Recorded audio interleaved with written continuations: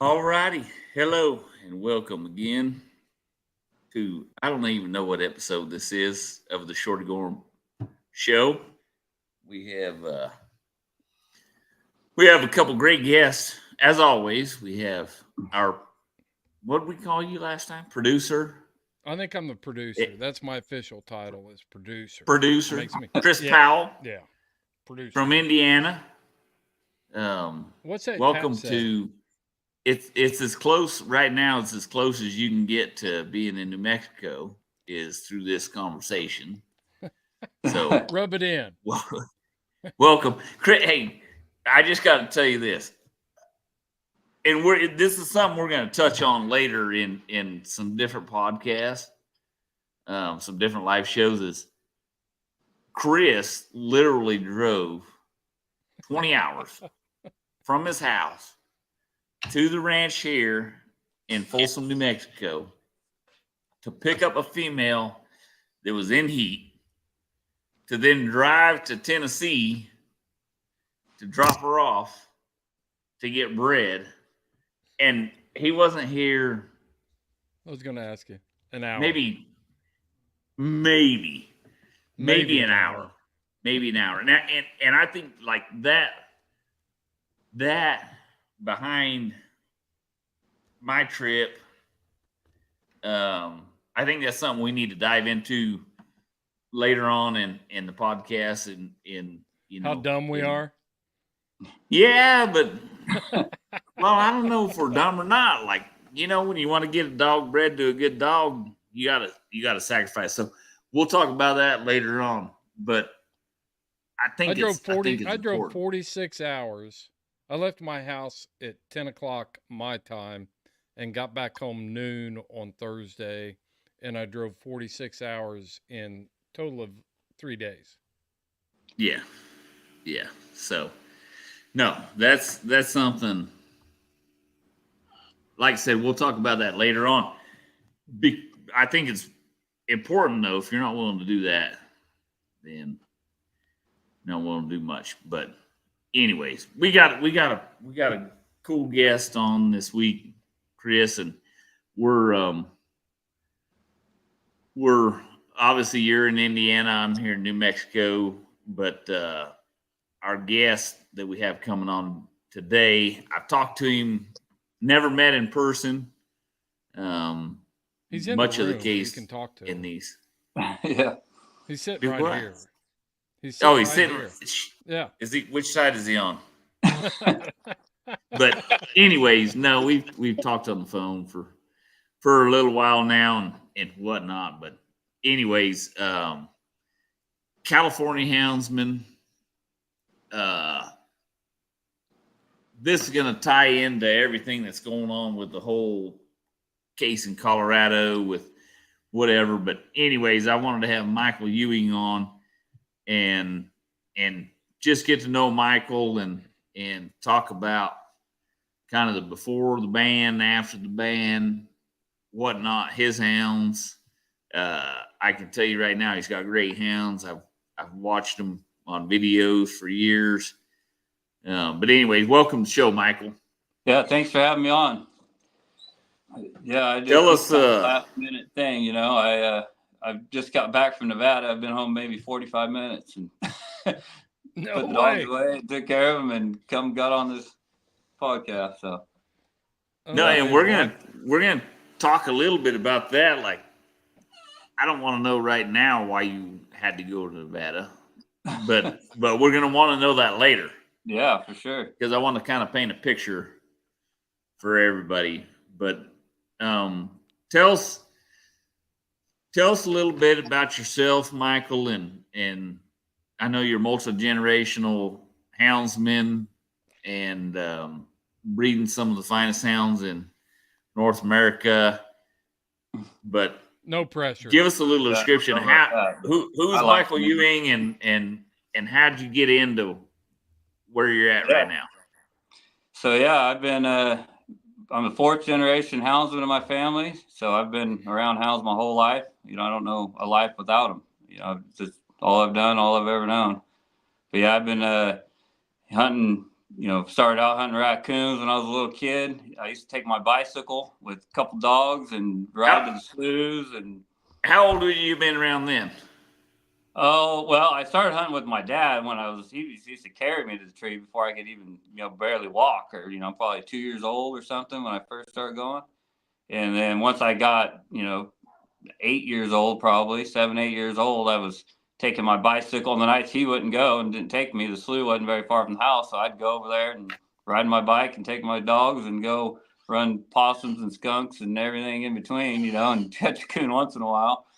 And then finally got them where I got them clicking and catching some coons. And I did that up until I got a driver's license. I'd go home and take care of the dogs and do my homework. And then when it started getting dark, I'd go out there for an hour or two, just about, every night, 4 or 5 nights a week, going out there chasing stuff around the slough, and, trying to make some coon dogs. And I ended up, one of the dogs I had back then, her name was Belle. And she ended up making probably one of the better coon dogs I ever had, which I haven't coon hunted in years now. But I had her. She died when she was 17 years old, and I had her since she was 6 weeks. So yeah, she went around with me for a long time on the bicycle. No kidding. We got some Amish guys up here that hunt off bicycles. Yeah, I hunted off a bicycle a few years ago. Not, they had the roads washed out, and that big storm we had, we couldn't get in there. So I wanted to go hunting, so I just parked at the trees that were down. After I cut, 20 or 30 of them out of the road, I cut as many as I could and just went on the bicycle. Downhill's great. Uphill is the son of a gun. Yeah. Oh yeah. Where about are you at in California, Michael? So I live on the north entrance of Yosemite Park. I'm about 20 miles from the gate of Yosemite, a little town called Groveland. But yeah, that's that one. When we actually first talked on the phone, I was working for the government. I was on the east side of that same passage. Yeah, you're just over the mountain from me. Yep. Yeah. So yeah, we wasn't too far, but yeah. So how you went from riding a bicycle and hunting coons? How'd you get into because you hunt fox, you hunt anything that's legal in California. Yep. And then I also go to other states, and hunt lions and bears and stuff like that also. Right. Yeah, basically, when I got my driver's license, well, my dad, he always went to the hills and bear hunting. So I went bear hunting in between all this coon hunting too. We'd go to the hills and bear hunt on the weekends and stuff like that. But during the week, I would just coon hunt. But once I got my license, Friday after, as soon as school was out, I'd head to the hills and I'd stay there all weekend. I had a 1982 Datsun pickup that I bought for $400, and it barely ran, but it made it to the hills. So I'd drive that sucker up there and hunt all weekend and come home Sunday. And sometimes, it wasn't until late Sunday night, depending on, that back then, that was before I had GPS and all that. So we just turn the dogs loose and hope for the best. Got to try to track them around. I didn't have any tracking collars or anything. All I have is just a nameplate on them and follow them around just by, their bark and try to stay with them. And sometimes it was 2 or 3 days before you ever got them back. But, it seemed like I always got them back. That's a good point. What was life? Because now, most houndsmen, we know life is with the GPS and everything. But just explain for the people that haven't been there, what was life like with the telemetry days versus nowadays with the GPS system? And you might even, you're probably right there on the cusp of where you might have even hunted without the telemetry. Yeah, when I first started hunting, we had no telemetry at all. All we had was just a nameplate on our dog's collar, and that was it. And they had telemetry collars, but we didn't have any. It was. I've been there. Yeah, we didn't have any. It sucked. Yeah, so we turned the dogs loose, and I had an old CB radio with a like a 2-foot antenna that I'd extend up, and I'd go and get on the ridges and tell my dad, okay, they're going this way or that way. And I'd, just try to keep up with them in hearing distance as best I could. And then, like I said, them radios junk, they hardly work. So he would do the same on the road with the pickup and try to get as close as he can. I'd pretty much just follow the dogs, and when they got treed, I'd get there and wait, and knew he'd be there eventually. And he'd take a couple hours sometimes to figure out where I was at, but he'd come around there and find me. But then when we first got the collars, they're not that easy to use, the telemetry collar. So then we were getting beeps every direction, but we didn't know what the hell it meant or what was going on, So you think the dog's close, but the damn thing's 10 miles away, and you just basically you can get a direction, they're that direction. You don't really know how far, if you're on top of a mountain, they might be, who knows how far, but. In later years, after I played with one for a long time, I finally got decent at it where I could. There you go. Them. But at first, it was a mess. Oh yeah, you bounce off rocks and everything else. You be thinking the dogs come from one way and the damn thing come from behind you. You're like, well, you got used to reading terrain at that point. You knew that telemetry system so well. You're standing there and you flip around and like there's a rock face behind you and you're getting a strong signal there and you automatically knew that's bounce. That's bounce. Right. Okay. Yeah. Let's flip her back around. Look this way. I want to do a pod. I am not happy with Garmin equipment. Let's say it. I want to make telemetry great again. We need to figure out how to make telemetry great again. Yeah. I guess go back to bicycles. Yeah, I don't know if I'm on that train. I like my Garmin just fine. Oh man, they just drop and I don't know. I've got a lot of grievances with Garmin these days. But here's the difference. I don't mean to be hating on them, but but the thing is, you can at least where the last were. You can go to that point and hope you pick them up, and if not, keep going that direction, and you probably pick. Oh, with the Garmin? Yes. Okay. Yeah. I'll give you. A lot of people have problems with them. I don't know. I hardly ever have any problems. Knock on wood. I might lose service here for here and there a little bit, but I hook it to the roof mount or I move a little bit and I can pick them back up. I've tracked them as far as 9-10 miles away when I got on top of a mountain or something with the Garmin collar. But I hear people and see it on Facebook that they're complaining they're having all these problems. I said, I knock on wood. I don't know if I'm just lucky or what, but I haven't had too many issues with mine. I think it's one of the greatest things ever invented for houndsmen. What system are you running? I do too. And of course, I'm not hunting bear very often, but just when I dump dogs on you. Exactly. But most of the time within my races, I can kind of keep with them pretty well. Yeah. Which system are you running right now, Michael? I have the Alpha 300i, and then I also have the Alpha 200i, and I got TT15 collars, a couple TT15X collars, and I got 3 of the new TT25s. And none of that stuff's giving you any problems. I've never. The only issue I got is with the TT25s is always saying my dog's barking when it's in the box or whatever, and it's clearly not barking. Mm-hmm. So the bark detection is not very good. But the only thing go ahead. Yeah, other than that, I don't really have a problem with them. I don't see a whole lot of difference between the 25 and the TT15s as far as like tracking range. I mean, sometimes my TT15s will track a little bit farther, and sometimes the 25s track a little bit farther. It's nothing consistent and nothing like, okay, this one's way better.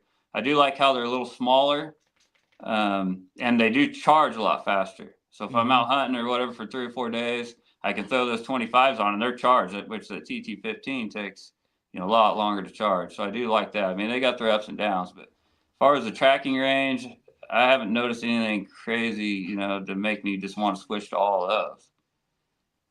Don't you miss the days though of long battery life and that telemetry? Oh yeah. Color?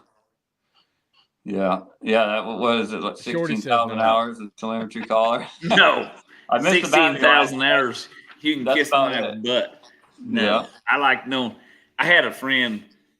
I won't name him, but when this first came out, and we were hunting, and dogs split up with different ways, whatnot, and we ended up being out there most of the night. But I had all my dogs in before dark, I said, "Hey, go up here. There's going to be a road to the right.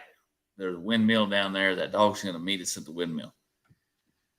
We drove down there, and that dog showed up at the windmill. He said, "God dang!" He said, "You just cost me a lot of money." I said, "Why is that?"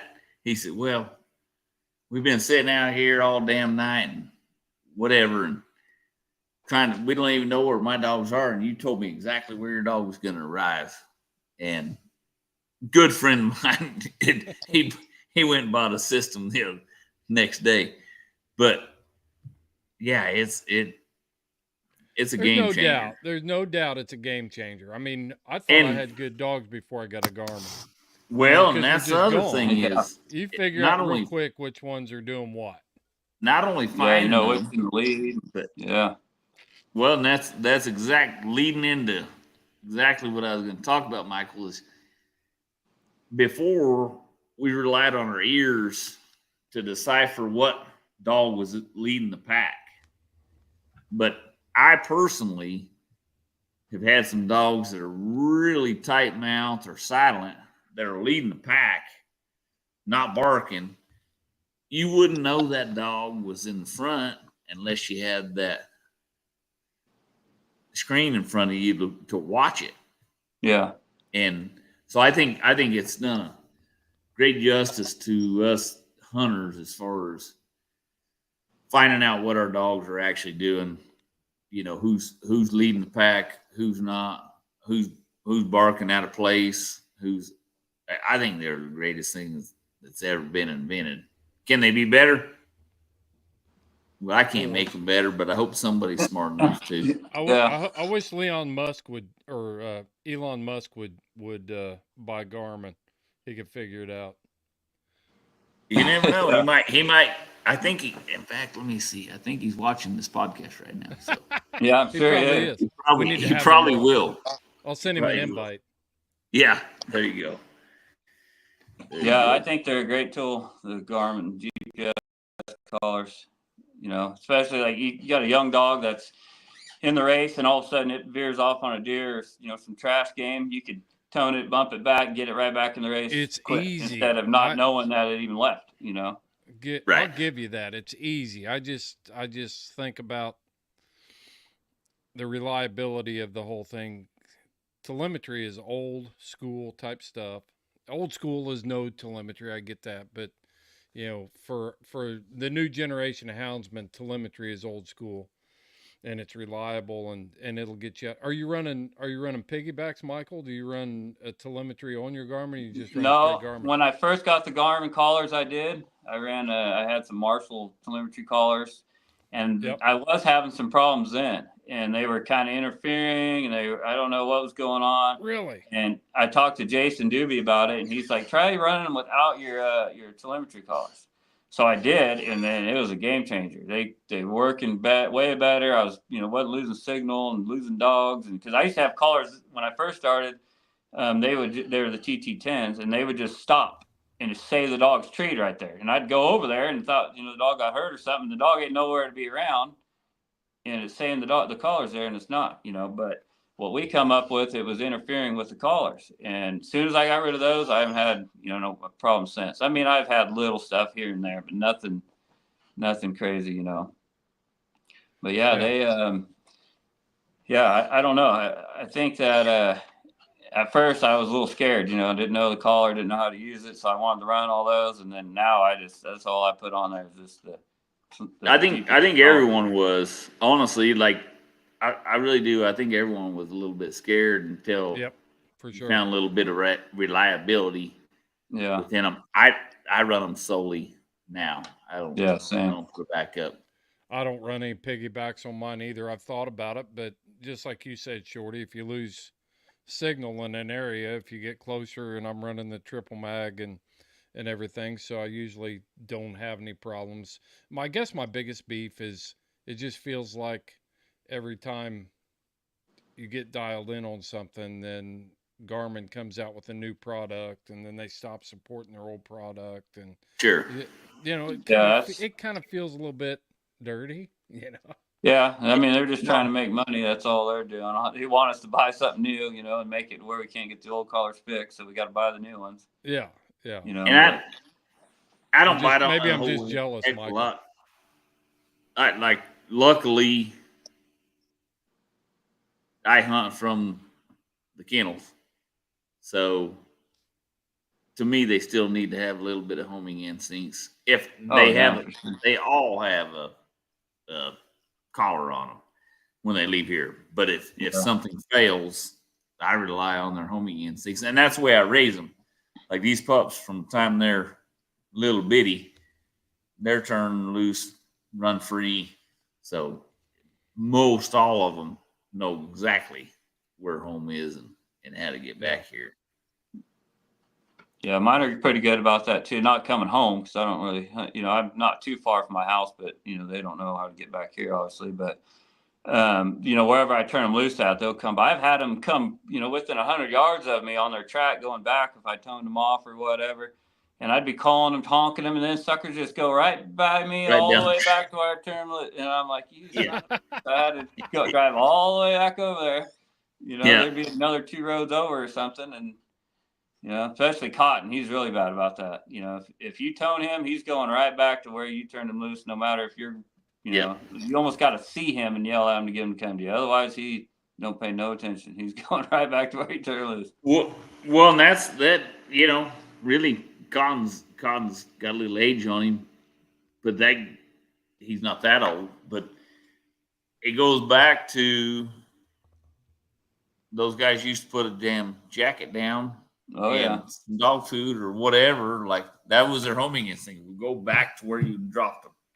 Yeah. Not to where you're at right now, but go back to where you dropped them. Yeah. And it can be frustrating at times, but but it's a good thing. It's glad they do it, but yes, because if you weren't there, then you want them to come back to where you turn loose. But when you're standing right there and you don't want to have to drive 2 miles back around the road, it's frustrating.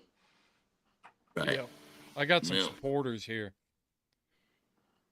I got some. What do we got? It says I won't turn them loose without both GPS and telemetry. I don't need the telemetry often, but once or twice a year, I have to find dogs with telemetry. No, and I appreciate that. And depending on where you're hunting and whatnot, I don't have to do that because I'm hunting right here from home. You don't always hunt there, though. What's that? I said you don't always. What if you you've got that luxury, but I know you're not going to hunt there every time. No, but if I do go hunt somewhere else, one thing I do make sure that I do is I update my stuff really frequently. Yeah, I feel like that's pretty important. Yeah, I do too. And so I update it pretty frequently. And I've hunted all over the West. It's a security thing. Like if you feel secure, I feel real secure that if I let my dogs go from a certain location, if I can't get them back, they are going to return back to that location. And but if you don't, then I'm full supporter of running both. And in fact, there's some companies, if you'll, on the telemetry, like, what the hell's the name? There's a company out of Phoenix there. But anyways, you can actually have a collar. Roy McBride used to do it. He'd put a collar on his dogs, and it was on a really, really, it was a telemetry collar, but it's on a super slow beat. That collar would last like 5 years. And those dogs lived with that collar on. Inside the kennel, outside the kennel, everywhere. But anyhow, he put it on them and he left it on full time. So if they got out of the kennel, no matter what happened, they had that on them. But then he ran the GPS collars as well when he was hunting them. But that was his security system. So I don't see either side of the deal being a negative. But for me, most places, I feel confident that my dogs have enough homing instinct that they're going to come back to where I dropped them off. Yeah. Yeah. Well, let's talk about what do you say we dive into some of Michael's dogs? Michael, I've been a fan of yours for a long time. I started following you years ago on social media and watching your hunting adventures and different stuff. And I knew right away that you were out there getting after it a lot. And Yeah, I spent a lot of time every in the day. woods. Yeah. And everybody I know, like Lori Jacobs, and she's like, man, when we first started the podcast, she was like, you need to get Michael on the podcast. That guy hunts all the time. And we tried to do it a couple times, and you're too busy hunting, I think. Yeah, I just never did work out. Yeah. Yeah. Yeah. That's when you know you got a good guest, when they're too busy. Yep. Yeah. Yeah. Because the guests that are always free usually aren't out hunting. Yeah. But Yeah, I barely made this one tonight. Like I said, I've only been, before we started the podcast, I've only been home about 45 minutes. and so tell us about your hunt in Nevada. That's where you're just coming from. Yep, just got back from Nevada. So I'll start on the first hunt. We went over there a couple weeks ago. Buddy of mine, Brad Malmbert, came down from Oregon. A friend of mine, coworker, he drew a Nevada non-resident bear tag.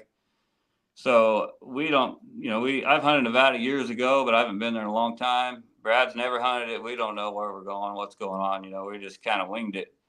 And so we went over there and we talked to a few guys and a few friends. One of my good friends that I grew up with, Anthony, he lived over there for years. So he kind of gave me some pointers where to go. And so we go over there and Brad brought a side-by-side down, thank God, because the roads over there, it's like going down the, four-wheel drive trail.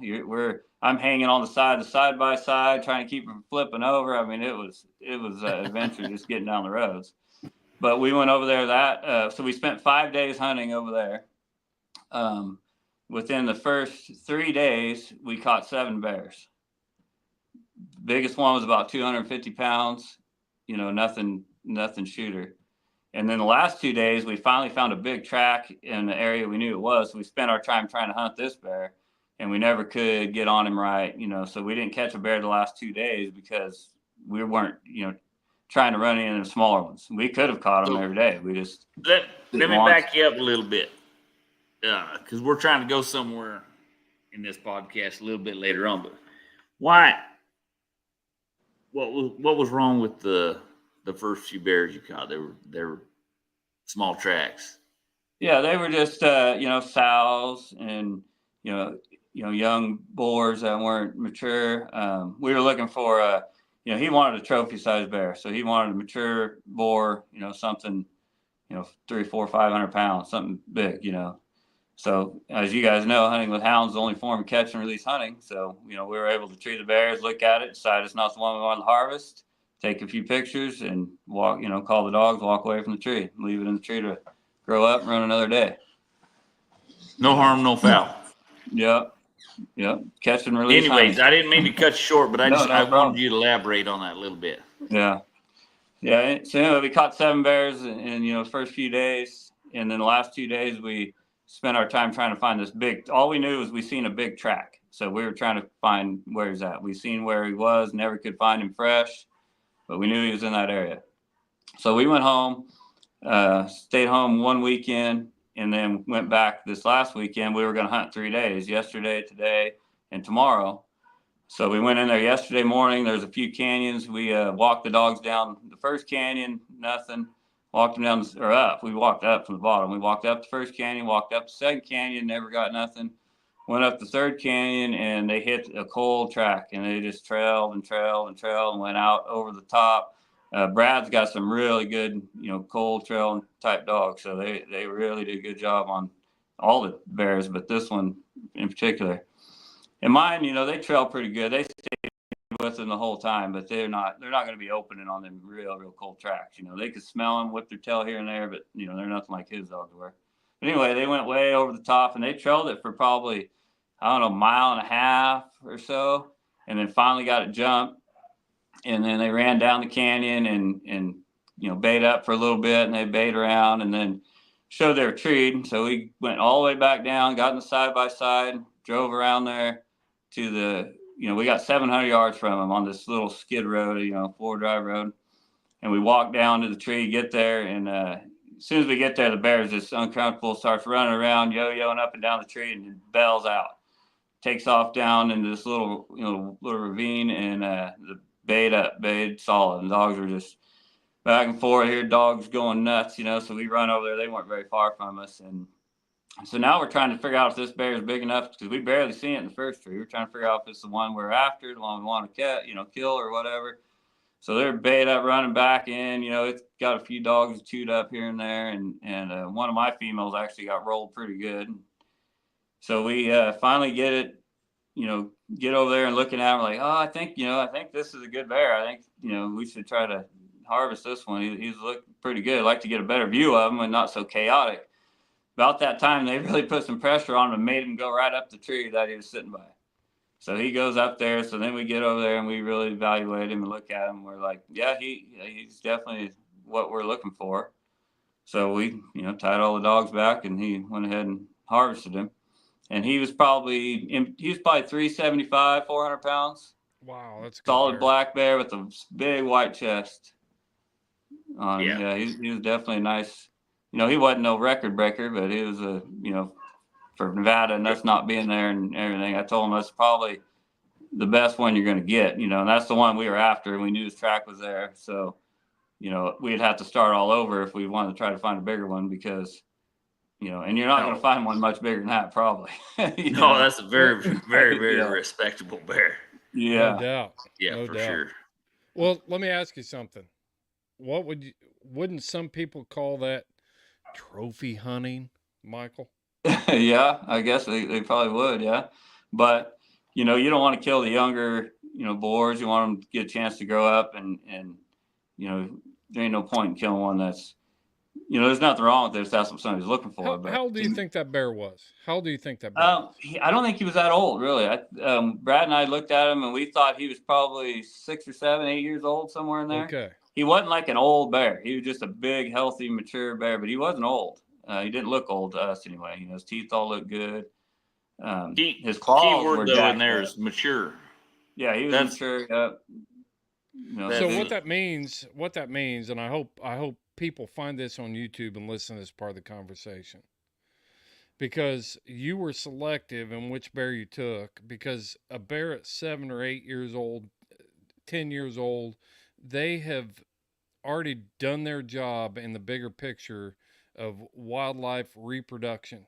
They've gone out there, they've passed on their genetics by breeding females, and they've got cubs on the ground that are carrying their genetics now. So when you're not selective in your harvest like that, you're taking potential spry and genetics off the landscape. Whereas this bear, you knew he was good and you knew he was big. And at this point, he's already spread his genetics, but he's also a killer of ungulates, elk, deer, other bears, all this sort of stuff. So that's the myth behind the trophy hunting bull crap. And I wish we could. The anti-hunters have hijacked that term from us. And trophy hunting is a good thing. And It is. I even see other people in our hunting industry and our hunting community scared to talk about it. But we absolutely, like you said, catch and release hunting. We can look and see what we're doing, what we're harvesting off the landscape, and how we're actually helping wildlife management at that point. Yeah, for sure. Houndsmen are great conservationists. Yep. Like even with me as my fox, I never kill a fox. I mean, I'll tree him and do the same thing, catch and release, take a picture, whatever. Because to me, you can't run a dead fox. So if I killed that fox, it's not there for me to run the next time. And the more I run them, the better they're getting. They're getting trained too. So if I run them and they learn how to get away, then they're going to try that the next time, and they just get harder and harder to tree, which is what I want. I want the dogs to have a challenge. I don't want them easy pop-up animals. Right. I want the ones that can run 3, 4, 5 hours. Because it makes your dogs better. Yeah, Exactly. And that's what I was going to ask is why would you want a fox to run harder, faster? He's obviously, like you said, he's learning the tricks of the trade, but what do you get out of it by having that fox run your dogs harder? Experience for the dogs, more of a challenge. They can learn how to, track in these harder fox that do all these tricks. I've had them run back down on their tracks. I've had them do figure eights. I've had them hit the road and run down the road. I mean, they learn how to get away. So I want them to figure out how that fox is getting away and learn how, okay, it went somewhere. And they need to figure out where it went, what it did. And, you can go out there and tree any of these ones that run, 15, 20, 30 minutes. And you can tree them over and over and over and tree a lot of fox and have a lot of fun. But the ones that get away, or the ones that challenge your dogs, are the ones where you make fox dogs. So I hunt fox all summer long when it's dry and dusty conditions. And I think that's the time of year you make fox dogs. Yeah, of course, it's a lot better. You get a better race, everything in the wintertime. But once you get them where they can tree fox in the summer, you take them out there in the winter, they run them suckers like they're tied to them, That's, to me, that's when you make fox dogs, and when the conditions are the worst. Well, Nate, I would only say, I'm going to correct you partially. That's when you make dogs. Yeah, dogs in general. Yeah. I'd say dogs fox. That's primarily what I hunt. So yes, you're correct. That comes because they will take that and they will carry it on for the rest of their life, and they will use that to catch bear or lions or bobcats or whatever you're pursuing. Yeah, they will use that experience to go catch the game that you put them on. Yeah, 100%. That's a question I've got. Okay, so you're living in a place where you can't legally pursue lions. Can you pursue bobcat in California? Nope. No bobcats. So fox is the only fox and coon, correct? Yeah, you can hunt raccoon, fox, coyotes, deer, pretty much anything but cats or bear. Okay. So do you think that you hunting the gray fox is making a better bear dog and a lion dog? And in what way? I think that it teaches the dog to run a track better because, a bear is a big, stinky animal. So I've seen bears run across the road, after when the dog draft them, the dog be 50 foot off the track running the bear and tree the bear, A fox, they're not going to do that. If they don't go where that fox went, that fox is gone. So I think it makes a better track dog if you get them on a bunch of fox. Definitely makes a better locate dog because, bear, you don't have to be a very good locator to figure out what tree it went up. Mm-hmm. And fox are tricky to locate. Especially doing, like I said, tricks. They'll run up logs and jump over it and loop back, hit the road. They do all these tricks. So they learn to look for that animal a little harder than just giving up, if they make a lose or something. So I think running varmints, bear, bobcat or fox, I think they're pretty comparable. I think it makes a better, big game dog for sure. Yeah. If they got, so I couldn't agree more. 100%. It teaches those dogs to really look for the game. The only difference, I would say, and I don't know much about it, I'll just be honest, but it makes them a better big game dog. However, they still got to have the grit. Not for lions, but for bear, they got to have the grit. Yeah, that's a tough mindset on a bear is, you got to have a dog that's got enough, enough heart to want to stay in there and get, one of the mean bears that bays up. To me, that's the biggest challenge. And that's what a real bear dog is, one that'll stay in there and put pressure on that bear and make it climb a tree. Any dog will run a bear, not any dog, but you know what I mean? A dog, they know, you can go to the pound and get a hound and put it on a bear track. If it's got any hunting at all, it's going to follow that bear track. But to get that bear bait up and put pressure on to get in the tree, that's a whole new world, Yeah. And that's definitely the biggest challenge I see for bear hunting. And, a lot of running dogs, a lot of fox dog type dogs, they're not known to be bear dogs and not have enough grit or, all that. Mine are not.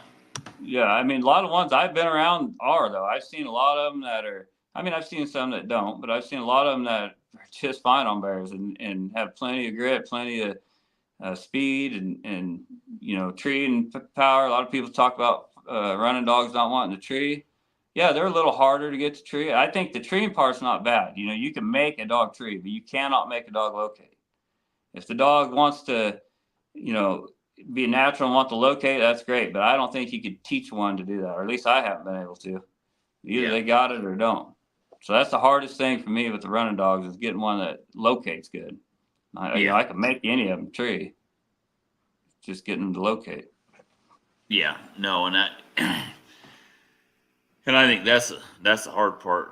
Your dogs, how much running dog would you think you have? And I know it's going to vary from year to year, whatever. But how much running dog do you have in your bloodline? I got some that are half. I got some that are a quarter running dog. Got some that are 3/4 running dog. Just depends. But I think the lowest I got is a quarter running dog. Why the running dog? So I like the running dogs just because of their track style. I like a dog that's wanting to run down an animal and run it to catch it. And I don't like a dog that's like a track straddler. I like a dog that drifts the track, pushes the track. A lot of these other coon dog breeds or whatever will step for step, trail, bark. Just don't really push it. My dogs don't bark a lot on a cold track, but they're moving. They can smell it. They're whipping their tails and they're just drifting out and getting going. I really like the track style of a running dog, and I like the stamina. Because sometimes you run these walks for 3, 4, 5. I even ran for 6, 7, 8 hours sometimes. And I've had some full tree dogs that were plenty fast and could keep up for about 2, 3 hours. But it's some extra innings where the tree dog is slacking back, and pretty soon it's so far, and it's still running the fox, but it's so far behind it, it'll never catch it. And them running dogs, they got an extra gas tank when they're in shape. They can go. Even those hunts they have back there, those coyote pens and all that, they'll do 2, 3 day hunts where they'll run them 2, 3 days in a row to see which one has the most stamina. So that's what they're bred for. And they're like 5 hour at a shot. Yeah. We had a guy that one time on the podcast that his dogs logged 150 miles in 3 days. Yeah, that's crazy. That's kind of stuff. But I've told Shorty before, we've been out there roading my dogs one day and then roading his dogs the next day, and I watch his dogs move. They move more efficiently. A hound they hit the ground harder. You can, if you follow both of them and you watch both side by side, you can tell that running dog is built to put those miles in. Yeah. Well, see, it's funny you say that, Chris, because the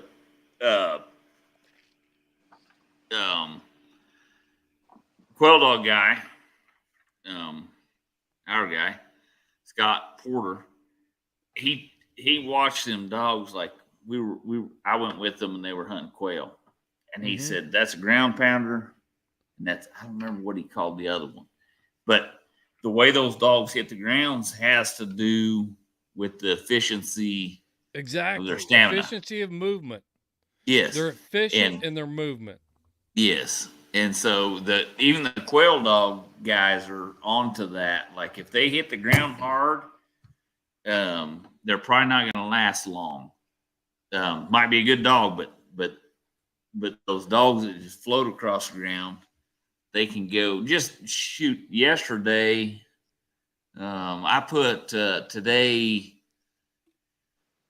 I put like 25 or 26 miles on your dogs today, and yesterday I put like 35 on mine. Mm-hmm. And but they move more, they handle it easier. They do. And I'll tell you something else that I've seen. Like, look. And I was just hunting mine. Yours were on a track. Yeah. Well, when I was out there on Tuesday, my dogs don't hold their weight like your dogs do, doing those kind of miles. Your dogs are more genetically efficient at holding their weight, at their movement, at doing a lot of different stuff. Whereas I looked at my dogs and I was like, Shorty, you need to up some feed here, buddy. I'm just saying because I hadn't seen them for so long. They're in hard shape. And that's the thing is though, like your dogs, like say for instance, Diablo, he looks thin. He doesn't do good with weight on him. Though. Huh? He always looks he can look Rayleigh after 3 days of hunting. Yeah, but if you put any weight on him, he doesn't do well. Yeah, you're right. And we're getting into the fall now, so it's not as big a deal. But in the summertime, he would get hot fast if he wasn't thin. That's right. So I intentionally pulled the weight off of him, you know, to try to. Yeah, I'm not critiquing him. They're in good shape. They're in great shape. I wouldn't be embarrassed for anybody to look at them. But no, I wouldn't at all. I was like, when I look at your dogs, they're just more efficient, you know, in the way they digest food and the way they use calories and a lot of different things. That's the running dog part of it, I think. Would you agree with that, Michael? Oh yeah, I agree for sure. You know, they seem to be built a little better. They you know, I've seen they get more muscular. Their feet are better. But I mean, they're not for everybody. That's what makes the world go around. Everybody likes different things. No, and I wanted to make sure. Yeah, they're not going to go out there and trail a 2-day-old lion track like some of these guys want, you know. But they dang sure can trail. I've heard a lot of people say, "Oh, they can't trail." You know, I've trailed some pretty old tracks, you know, lions and stuff in Utah, and you know they trail fox and stuff all the time. On dry ground. On dry ground, yeah. But they're not the like I said, you're not going to find a 2-day-old track and just peck at it all day long. They're not going to do that, you know. But they can trail a pretty cold track more than a guy would think. It's not just a red hot track that they can run, you know. And the question is, can they trail it or can they bark on it? That's the thing is, like I had dogs on a. Oh, I love this conversation. This is great. So I had a dog that barked on a 3-day-old lion track off of a kill. She couldn't go 20 yards with it, but she barked on it. Yeah. Like, I wasn't going to you're never going to catch that She's line. trailing it. She's trailing it. I would not say that dog was trailing that lion, but she was able to smell the lion and bark on it. She was a little freer with her mouth than the rest of my dogs. Not a little, a lot.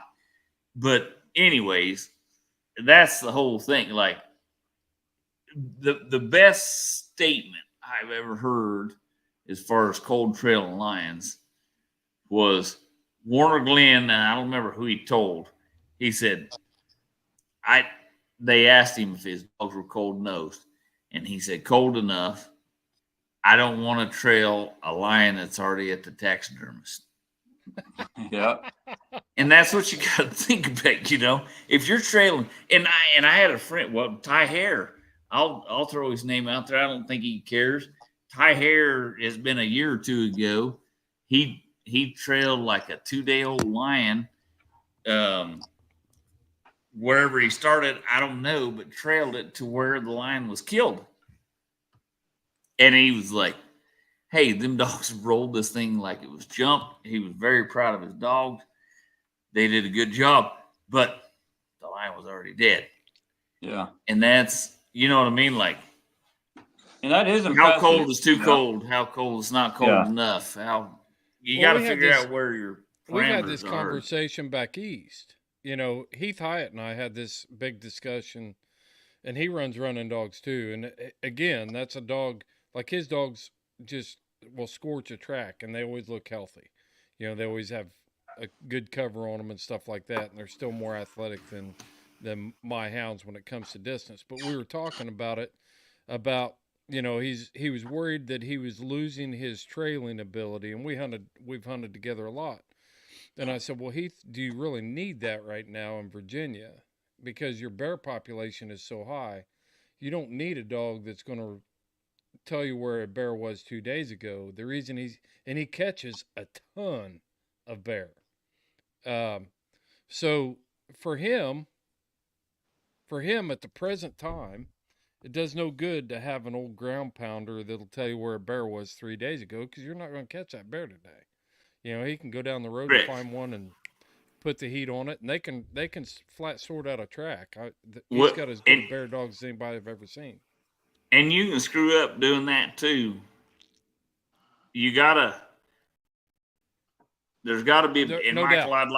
I'd like to get your take on this, because I hunted South Texas for a long time, and my whole goal was to be able to go to work for the USDA and catch lions that killed an animal or a human or whatever. So I wanted my dogs to be able to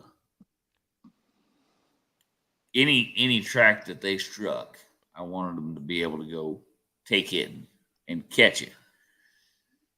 But there's a fine line in there where you got to know whether you're just screwing around or and two, as you learn, hey, I need it. They can't smell it here. They knew it was here, but I need to go up over that ridge, and it's going to be there. But anyways, Michael, you especially running the varmints and stuff like that. Like, when do you let them work out a cold track that they really have a hard time starting, or are you one of those guys that calls them and goes to the next hot track? It just depends on the situation, really. But like I said, my dogs aren't going to sit there and peck around on a cold track. So if they can smell it, there's a chance they can catch it. If they're otherwise, they're not going to even mess with it. So if they're opening on it, especially Cotton, he's a really good trail dog. So normally I let him go. But if it's just going on, you should have called him a long time ago. Yep. Yeah. Should have. But yeah, I don't know. I just, I guess if I had that type of dog that was real, bark every time they get a little whiff of scent and never go nowhere, stand on their head, a track straggler, whatever you want to call it, I would be calling them off. Yeah. And moving on, finding a hotter track, because to me, that's like watching paint dry. Yeah. But do you get better dogs by letting them trail? Yeah. If so they when trail they do right. hit that, No, if their dog is trailing a track right and moving on a track, yeah, I think it makes great dogs, and gets them, teaching them to move and go. But a dog that's standing in the same spot and going back and forth in a 50-yard or 100-yard spot and never going out there with it, it's been there that same spot 3 or 4 times. It ain't, I don't sit there and do that all day. Yeah. Just for everybody listening, Cotton's he's a good dog when he's moving the track and he's always going forward and he's whatever. But I've hunted, and I hunt a lot by myself. I always preferred it. I always whatever. But I remember hunting with some other people, and they're like, "Can them dogs trail?" I'm like, "Yeah, they can trail, or whatever." But anyways, Cotton's a hell of a dog, and you kind of said that nonchalantly, but if Cotton ain't moving the son of a bitch, I'm gonna call the dogs and go on too. But yeah, definitely. Having dogs that can move a track and keep going, there's a lot of guys that'll at least in South Texas, if it's not just gonna be a jump race here pretty quick, call the dogs and keep going. Where I was like, no, I want them to finish a track that they struck. Yeah. Yeah, I agree with that. I want them to, as long as they're making progress and moving on it, I don't mind it at all. But like I said, right. I ain't going to sit there and listen. I don't want them to bark in the same place twice. If they got to come back Me and either. bark again where they already been, if Cotton is barking, he smells it and he's moving. He'll never bark in the same place twice. Right. If he can't figure it out, then he'll come back or I get him back or whatever. But he ain't going to go back over there and sit there in that same spot and bark and then go back and bark. Right. That you're never going to catch up to the animal if they're. Well, let me ask you this. You've got a young dog that's, say it's a young dog you're starting and you see him doing that. What do you do to get him over that? Or do you do anything? What I would do is I'd, walk out there and make him move on, walk a circle around where he lost that track and see if he can pick it up, or if there's, kind of think like the animal would, Time out. Okay. Can I ask this? A young dog by himself or a young dog with a pack? Me? Yeah. Either one. Yeah. For me, like coon dog stuff, we're going to walk out there and do what Michael said. I don't. Yeah. What do you do if the dog's in a pack? Wow. So it depends on what he decides after that. Yeah. If the dog is in the pack and the other dogs are going on with the track and that one's still there, I'd bump it with the collar, make that sucker go on. Like, hey, just lightly, just enough to get his attention. Shut up and get to them other dogs. Right. But if it was by itself, then I'd walk out there and try to make it go on and take it to where I thought the animal might have went and hit the track somewhere else, you know. Mm-hmm. Yeah. Yeah. Yeah, that's a delicate situation. That's why I was asking, because it seems like it's one of those deals where you're either completely right or you're completely wrong on, Yeah. on those deals. But anyhow, so Michael, so we're gonna dive into this other topic. Um, you were in California. You're a fourth generation houndsman. You were there when they were hunting the bears, the coon, the bobcat, I'm assuming lions. No, so they banned lions in like 1972 or something like that. Okay, so And you're so behind that. no, that was before I was born. So I've never Okay, hunted lions in California, gotcha. Darn but it. I hunted a lot of bobcats, a lot of bears. We could hunt bears up till 2012. Senate bill at 1221. So it's been 12 years now. Yeah. So what was the back in those days? I think the quota for bear was 1,800 in the state. Would you So when I was call a me kid, it wrong? used to be 1,500 when I was a kid. 1,500. Yeah, then they upped it to 1,700, Okay. and then it's still 1,700 now. Is it 17? Okay. Yeah. Yeah. I was wrong by 100. I apologize, but um. So anyway, what are and you guys were hunting bear pretty frequently there. Um, what are what are some of the changes that you've seen here recently? Or not so much recently, but just what are some of the just put that back up there if you can. All right. What are some of the changes you've seen since you guys were able to hunt bear with dogs and today's day and age? Well, one of the biggest changes I've seen is in the state of California, they have not met the quota since 2012. So Right. before, we used to. I mean, there's been a couple years that we didn't meet the quota, but we were really close. But yeah, they have not met the 1,700 bears in California since 2012. And so that, Yeah. since they took away the hounds, they can't How harvest. short are you? How What short was have that? you been? I said, how short of meeting the quota have you been? Well, in the first few years of, after we lost our bear season, it was really short. It was like they're only getting like 800 bears or something like that. Mm-hmm. Now I think they're getting like 12, 1,300 or something like that a year. I don't know. I followed it for a few years, but it's been so many years and I haven't bought a bear tag since. So I don't even, I look at it once in a while, but I don't keep up on it.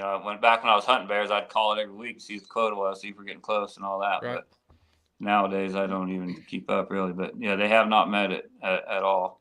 No, And haven't even got close. yeah, they said back then, the last time they did a study in California, the bear population was 30,000 bears in the state of California.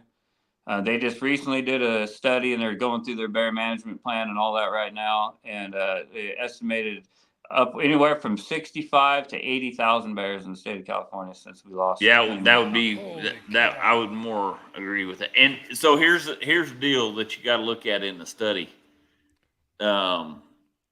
There's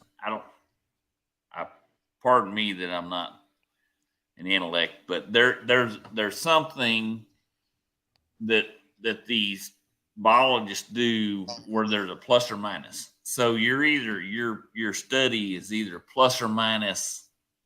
It could be plus or minus Got a margin 5,000, or it can be plus or minus 100.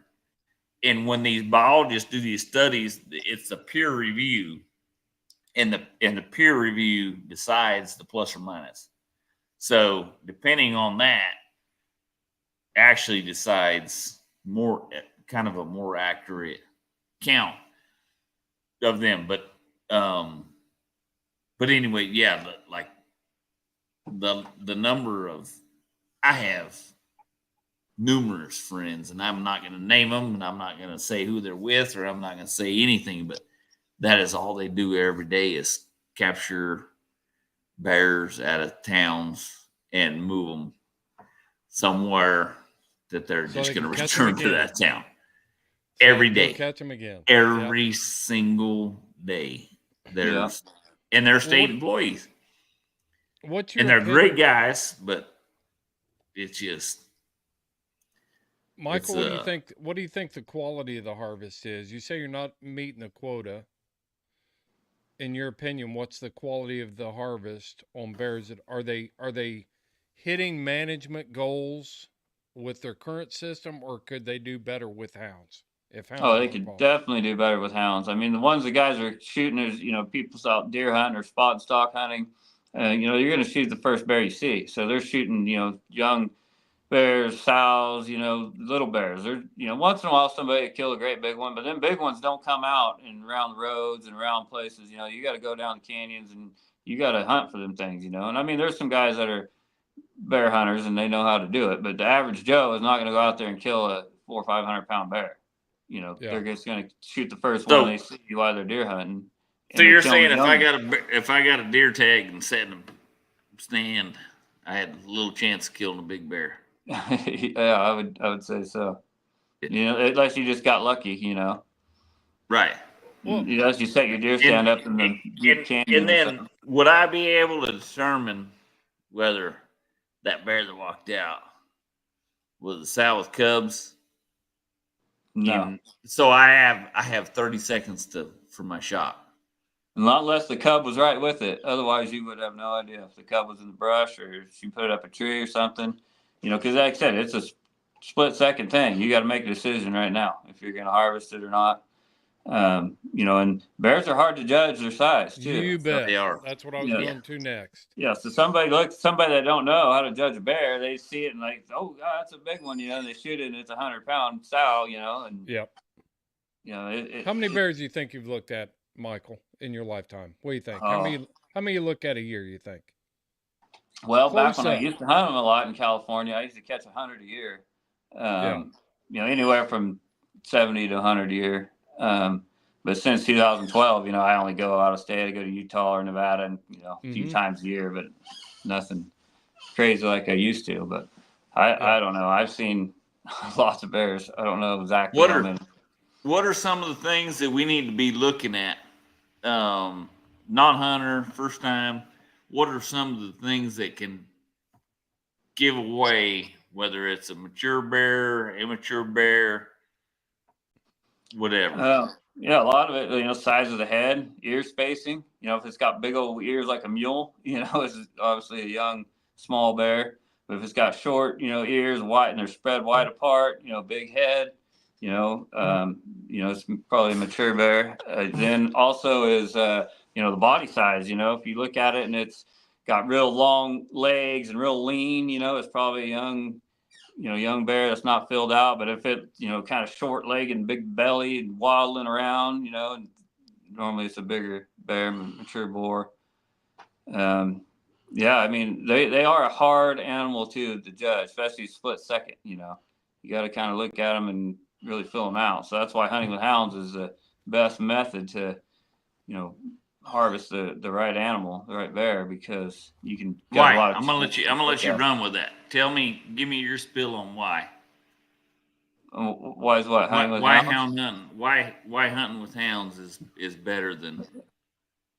Okay, so first of all, like I talked about, catch and release. So you can tree the bear, look at it. Okay, this is a young bear, young boar. We'll let him grow up. We'll just call the dogs off and leave him in the tree to run another day. You look at it and say, okay, it's got cubs, or it's a sow that's lactating. Or you can look at it and say, okay, this is an old boar. You can tell that he's been fighting and scarred up, and okay, this is one that we should harvest because it's on the last years of his life. I mean, there's a lot of different things you can look at by seeing a bear in a tree. Plus, having a hound is a more effective way of harvesting a bear because it takes a lot of work to train the hound to catch a bear. But once you get one that's a bear dog and trained to do it, you can go out there and put your dogs on that bear track, and they're going to track it down and tree it, obviously, most of the time. Sometimes they get away. I mean, but if you don't have that, if you see a track in the road, that's a big track, you can follow that thing, as far as you can try to, just on foot, and you'll probably never see it again. The only bears you're going to see just walking around spot and stalk is going to be a split-second deal, or unless you're sitting by a water hole and one happened to come in, or, and bears have a really good nose. So they know, unless you're completely, got scent block on and hid and you really know what you're doing, you're probably not going to ever see that bear. They're going to know you're there before you ever know. They have a nose better. I've been told they have a nose better than bloodhounds. So yeah, that's what I was told. They can smell, a dead animal, a deer or something that died up to 5 miles away. That's what I read. So yeah. So I wanna from that, I want to transition. You were hunting in California before any bans of anything, except for lions. Right, except for lions. But what? And you're in a great spot. Like I said, I was just right over the hill from you, so we were seeing a lot of the same stuff. But what's something that you've seen today as far as wildlife that you didn't see, and it might be population wise, it might be the less deer, less human conflict. What are some of the scenes that you've seen just by yourself, like that you've noticed in your area? Yeah, I mean, all of that. I've seen, the bear population is just out of control. They're constantly, coming into town. There's a golf course not too far by my house, and there's people posting on Facebook, oh, bear over here tonight. Every night there's a bear or a lion somebody's posting that they took a picture of on their Ring cameras. So, with them not being pursued with hounds, they're not scared of dogs barking. They're not scared of humans. They're just comfortable, because they have no predators. Nobody's harassing them. Nobody's chasing them. Nobody's, training them, basically. It's the same as training a dog. When you're pursuing them and treating those younger bears and letting them go, they know when they smell humans or smell, hear a dog or whatever, they're not going to go towards it. They're going to go the opposite way. But these bears have never been chased by dogs or nothing, so they have no fear of that. Do you really believe that? The conversation's taking a full circle here, because we were talking about fox earlier, and you're talking about how fox learn to backtrack, run down their own tracks, run down roads. They've learned to outsmart the dog, and they've learned that there's a predator there that's chasing them. And now you're telling me, because you've taken hound hunting off the table in California, that now they have never learned that. They've never learned that a barking dog means I don't go in that yard. I wouldn't say they never learned it, but I would say it's far from what they know now. Would you agree with that, Michael? Yeah, I mean, there's probably somebody's house dog that's chased them a little bit here and there, but It's not like pursuing them with a hound, Right. They're used to being pursued with hounds and, being ran and treed and let go and all that stuff. They're not going to go towards the dogs barking or human scent, They associate human scent now with food, because they smell humans. They come in there and in Yosemite. They break into their cars. They'll come and get in people's dumpsters and all that, and there's nothing scaring them away. That's all they know. And that's exactly why I wanted to earlier, when I mentioned that you were just on the opposite side of the hill. When we first actually met and started talking on the phone, he lives just on the opposite side of the hill. I was on the eastern slope of Sierra Nevadas. And so between us, there's, let's say, what the hell's the name of that town? Anyways, I know two biologists that's what they do full time, is trap bears, move bears, trap bears, move bears. It's not what they're supposed to do. They're supposed to be studying bears, but their full time job is that now because there's so many bears within the households that they have trailers. They move, catch a bear, move it. Go put another trailer there, catch another bear, move it. It just doesn't stop. And they get tired of it.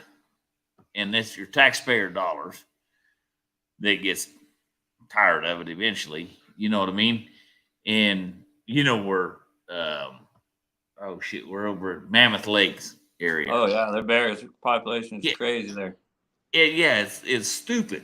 And before the ban on bear hunting, it never happened. So got to think about it. And which takes us to our segue, as Chris taught me last week. Segue would be, what would you lived through the pre-bans, not on mountain lions, but you lived through the pre-bans on most of the bear and the bobcat and all that stuff. What would you tell Coloradans who have a vote? What would you tell them that you've seen? What do they need to do? I mean, I wish I knew what they needed to do, but basically here, California's got a lot of mountain areas, a lot of rural towns. It's got a lot of country people and people that hunt and fish and four-wheel and do all that stuff. But the majority of our votes come from like LA, San Francisco, these big cities that these people have never been to the mountains before in their life, probably never even seen a bear. And these are the people that are, putting these bills in and trying to get this stuff stopped just because they seen a video or something on Facebook and didn't like what they seen. So they're trying to stop, hunting with hounds or doing whatever. But I don't know about Colorado, if they have the same kind of voting. I'm sure they do. I'm sure they got like Denver and all these big cities that's got Pretty the same much, power as they got here, but yeah, that's the hardest part is you got to educate people, that hound hunting is not bad. You got to show them the conservation side of it, show them how well we take care of our dogs, what kind of, food we care and vet and, everything, because houndsman's kind of got a bad name over the years about being, leaving their dogs in the woods and being abusive and all this. Well, if anybody that actually is a true houndsman, they're not going to leave their dog in the woods because, you know as well as I do how much time and money and stuff you got to invest in that dog. You're not going to just leave it out there. You're trying your damnedest to get that thing back. So a lot of it's just a rumor. I mean, sure, there's bad apples just like there is in anything, but so all these people see that and they just totally against us. They claim they're these animal lovers, but we take care of our animals better than they do their pets. Obviously, they got their pets are living in an apartment over there and they 50 pounds overweight and they think that's the life for a dog. Right. So that's the hardest thing. The whole time that dog's sitting in there and he's looking out the window, looking wanting to be outside, looking at a squirrel, and he's like, "Man, if she would just let me out of here, I could show her what I'm made of." And they're like, "Oh, he's so funny. Let's make a TikTok video out of him." Yeah. Right. Yeah. Right. That'd be the hardest challenge, though, is convincing these people that don't know about hunting and hounds and all that to vote on, our side. Here's something I want to throw at you, Michael. Chris and I, and we were in Denver, and we had the super driver that was obviously. I can't say, Michael, if you looked at her, if you got in her Uber and you looked at her, you'd say, "This chick is an anti-hunter." Right? She fit the profile. Okay, take it from there, Shorty. No, and that's what I was just. How would you? Because I felt like Chris and I we handled that situation very appropriately, and I've told people I don't know how many airplane flights I've been on that people are like, "Oh, you're a hunter," and I would have a conversation with them, and not argumentative or whatever, but just have a conversation with them and tell them about hunting and how it actually happens with the the game and fish department and the studies and the all the crap like that. How would you tell somebody to try to talk to people who have no idea about hunting or fishing or whatever, and convince them that what we're doing is actually a good thing? Yeah, it's very hard because some people, I don't care what you tell them, they're just set in their Correct. way. Be We'll just like forget somebody about telling them. us. Yeah. So I mean, the first thing I would tell them, I wouldn't even talk about hunting at first. I would just start telling them about, I raise hounds. Been raising them for 29 years. Got my own bloodline, and start talking about how I breed and all this and that, and how they're bred to be whatever, to track, or just kind of keep it simple, and then show them maybe a couple pictures of the dogs and all that kind of stuff. And then I go about telling them how they hunting, how they chase a fox, for example. They'll track a fox down, chase it up a tree, and most of the time they go, oh, I didn't know a fox could climb a tree. And then I explain to them how a great fox, the only one that can climb a tree. And then I'll show them, I went to some dog trials, and they use a fake scent, kind of explain the dog trial stuff to them. And then, tell them about how, catch and release hunting. Hunting with hounds is the only form of catch and release hunting. You can go up there, look at the animal, decide if, it needs to be harvested or not. And most of the time I just treat it, take a picture, let it go. And I've had a lot of people say, oh, that's so great. I love that you do that, and, I've had some pretty good luck talking to people and convincing them that, the hounds are not a bad thing. But, once in a while you get somebody that is totally against it, and you're cruel and it's cheating and blah, blah, blah. But I try not to talk about like killing anything. I just talk about the breed of the dog, what the dog's bred to do, the traits that it does, how it runs the track, how they listen better than most people's house dogs, and how I, feed them the best dog foods, and, all this stuff. And just, these are so-called animal lovers, so you got to make it like, these are my family, this is my pet. No, absolutely. And just show them that aspect of it. Get them where they're on your side. Oh, I love dogs. It's so cool that you raise them and train them, and never had any accidental breedings. Before I breed a dog, it goes to has a home before they're ever bred. Blah blah blah. Just kind of throw that part out there. But if you went in there like, yep, I go out there and I kill bears. Killed one that's 400 pounds yesterday, and then you're just gonna lose them right off the bat. No, I think that's great advice, and I think that's a great way to get us out of here. Michael, you're a houndsman extraordinaire.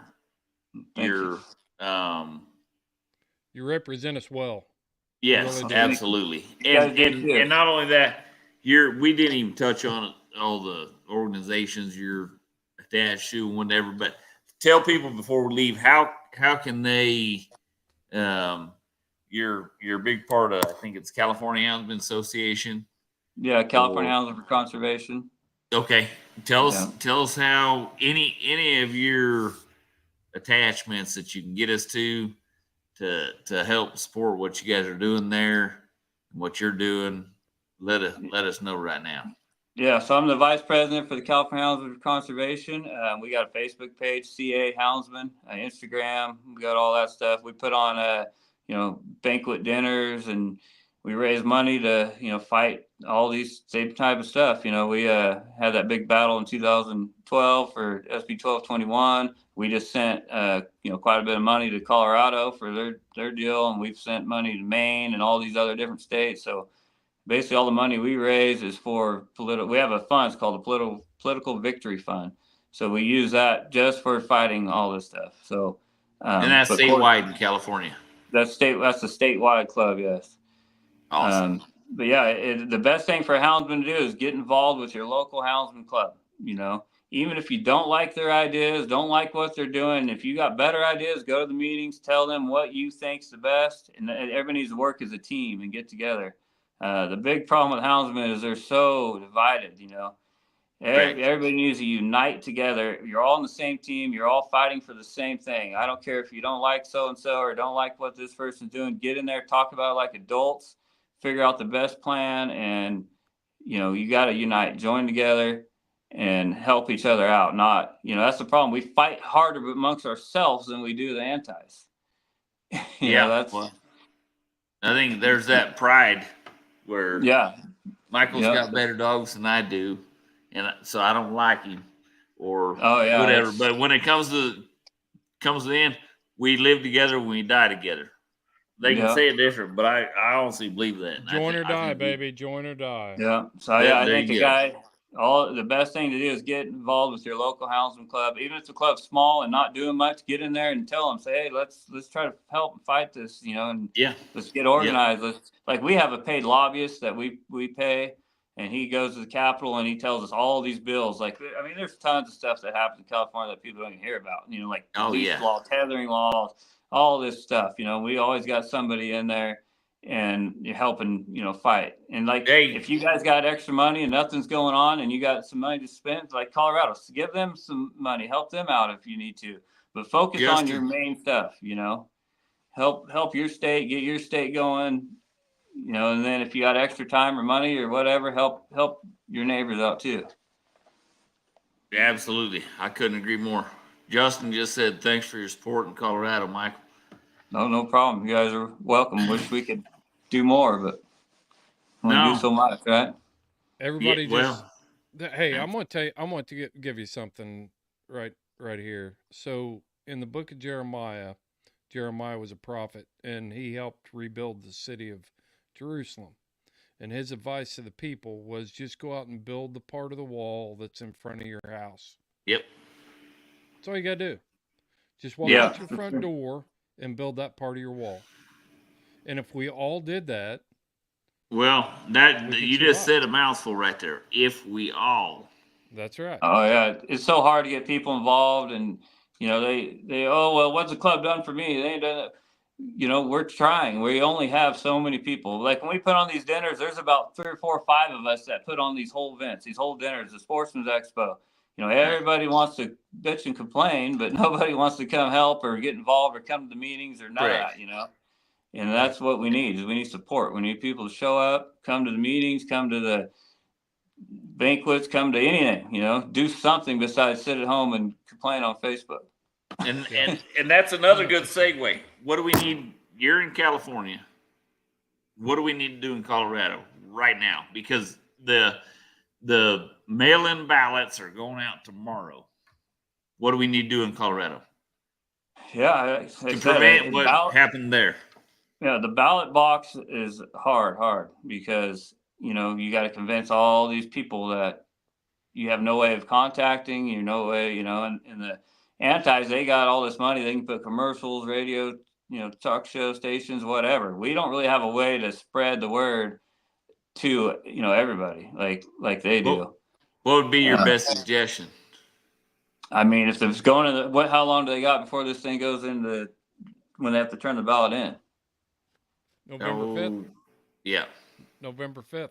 It's got to be there. It's got to be back in by November 5th. Yeah, so they don't have not much time to convince people. Right. Everybody I talk to. What would you tell people? I would just say everybody I talk to, tell them about the dogs and how it's hunting with hounds is a lifestyle. It's not a hobby. It's not a sport. It's your life. It's family fun. Just like I talked about earlier, explaining how the dogs and you breed them and they're just part of the family. And it'd be devastating if they took it away. And same, like if somebody just came to your house and took your Chihuahua out of the house, what would you, said you can't have this here no more. The ballot box is very hard. I think any of the fishing game or any game laws should all be through the fishing game. None of it should be political at all. The fishing game should be in control. They're the biologists, all of them know how to manage it. The politician side of it should have nothing to do with fishing game laws. And it's crazy that it is that way, Yeah. But it's just the way it is. It's a hard battle. I mean, we went through it. We went and said it. We filled the Capitol. There's more people at the Capitol here in California at SB 1221. There wasn't even room for anybody to stand. I mean, we were lined up outside and everything. It's the people's vote, right? There was about 30 or 40 of them, and there was 800 of us, and they still won. We all got up there, told why we wanted to keep hunting, and all this and that, and they didn't even care. They just went through the motions. It's all, Yeah. It's definitely a hard battle. I wish the best, but convincing Well, that other that was a side. kick in the nuts, Michael. If It was but if 30 of them and you 800 of us, and we lost. here's Yeah, that's the what truth, that though. I was thinking about something earlier today, and I thought I was wanting to do something on when you're told you can't, because like my life changed when I was a young guy, whatever, and I kind of forgot about fighting bulls, like, to be honest with you. And my oldest brother, Travis, which I love him to death, he didn't mean no harm by him. We got to fight. And he said, you can't be a professional bullfighter. And I remember, like, it brought something into me that was like, bullshit. I not only can I'm gonna be the best. And so to me, when adversity hits, you gotta like rise and shine and go, bullshit. Oh, for sure. You can't beat me. You cannot beat me. I am the baddest. I am the best. And you might be lying to yourself, but believe it anyway. Yeah. And go attack it. I don't think we can lose this if all of our houndsmen, if all of our people get together and go vote. I'm in New Mexico. I cannot vote for you Coloradans, but get your ass off the couch and go vote in Colorado. Otherwise, you're going to be in the same situation as Michael. Yeah. Everybody needs to vote, and they need to tell all their friends to vote. And yep. Like I said, anybody you see, convince them to vote. Our way, their way. Not saying it can't be done. I'm just saying it's a hard battle. It's definitely not easy. And ours didn't even go to the ballot box. Ours was, just through the, political. They went through the governor. They went to the governor's desk, and he signed the bill. And he, which is bullshit. Yeah, because he told us they that should. he told us legally, you guys should sue him. The state of California should sue him because, according to Proposition 117, you guys have a lot of rights that are not getting used, especially in my previous field of work, depredation permits. It's a bullshit deal over there. I've pleaded with the damn Cattlemen's Association to sue them, but they won't do it. But anyways, Anyhow, Michael, hey, let's get back on here soon. Let's talk more about your dogs because you got some bad son of bitches. I've been watching them for a long time. I like them anyway. Well, that's kind of how I feel about my dog. But anyways, let's get on here where we can talk more about dogs and less about all this other bullshit. Anytime. And Shorty. Anyway, yes, sir. Breaks a minute, man. Let's show this and talk about it. Oh, what is that? Tell us about this. Is one of the coolest things to me that you find things like this following dogs that you would never find anywhere else, anytime else. Tell us a little bit about this, Michael. Yeah. So just yesterday when we were in Nevada, hunting that bear, the dogs had the bear caught, and we were heading to him, and we stopped there for just a second, and I looked down, and I seen it was flipped upside down, so I seen this little metal tag, and I sat there for just a second, didn't think nothing of it, and we're getting ready to walk off, and I just I better see what that is. I picked it up, flipped it over, and that's what it is. So it's a hunting and fishing license from Lyon County, Nevada. It says $1, expires February 28th, 1915. That's badass. So yeah, that's an old hunting and fishing license. Do you have a museum? What, man? How big is that? How big is that? Oh, it's probably maybe 1.5 inches long and 1 inch wide. It's small. So it's just a little tag. Tag, yeah. Yeah, it's just a little tag. Do you have a museum set up? No, but if I keep finding need stuff to. like this, I might. You need to. That's one thing I'll tell you that two of my great friends and Chris's as well. Warner Glenn Unbelievable. has a freaking amazing museum of stuff that he's found, mostly while ranching and hound hunting. And then Josh and Jason Whitaker, same deal, unbelievable. That thing right there needs to 100% be in somebody's museum.